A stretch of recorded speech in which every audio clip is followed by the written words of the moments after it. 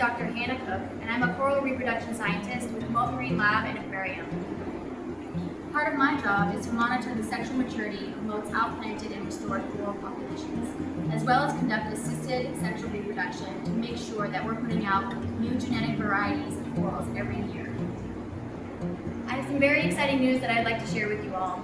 So down here at Mote's Elizabeth Moore International Center for Coral Reef Research and Restoration in the Florida Keys, we are eagerly preparing for coral spawning.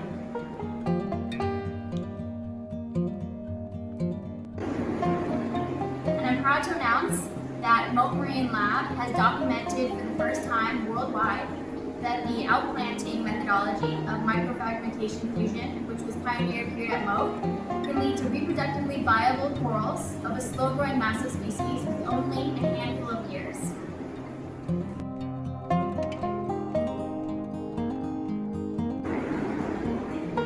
This is especially encouraging news for Mote, the Florida Keys National Marine Sanctuary, and coral restoration in general, because slow-growing massive species can require 10 years or more to reach sexual maturity because it depends on the size of the colony, not the age. So the fact that we can get slow-growing massive species to become larger sooner and reach sexual maturity sooner bodes well for the sexual restoration of these species and for the restoration of Florida's coral reef.